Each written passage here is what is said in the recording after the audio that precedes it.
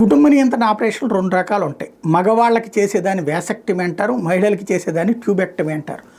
సాధారణంగా మగవాళ్ళు ఆపరేషన్ చేయించుకోవడంలో చాలామంది భయపడుతున్నారు, వెనకపడుతున్నారు. ఇప్పటిదాకా జరిగిన ఆపరేషన్లో అత్యధిక మహిళలే కుటుంబ నియంత్రణ ఆపరేషన్లు చేయించుకున్నారు.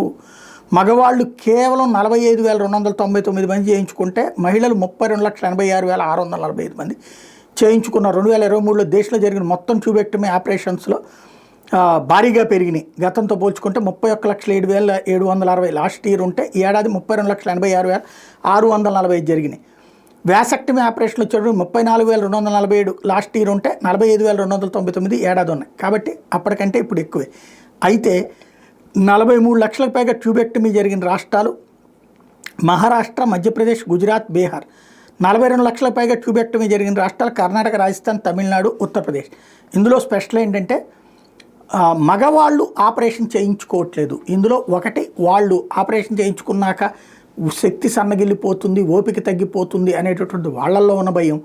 అదే మహిళలు కూడా కొంతమంది వాళ్ళ భర్తల్ని అది చేయించుకోవద్దంటుంటారు. దానికి కారణం ఏంటి అంటే అది చేయించుకున్న తర్వాత తమ భర్తకి ఏదన్నా అయితే ఇంటికి పిల్లలకి రక్షణ ఎట్లా అన్నటువంటిది. దీని కారణంగా ఇప్పటికీ పురుషాధిక్య సమాజం అనడానికి సాక్ష్యం ఈ ఆపరేషన్లకు సంబంధించిన తాజా ఫిగర్స్.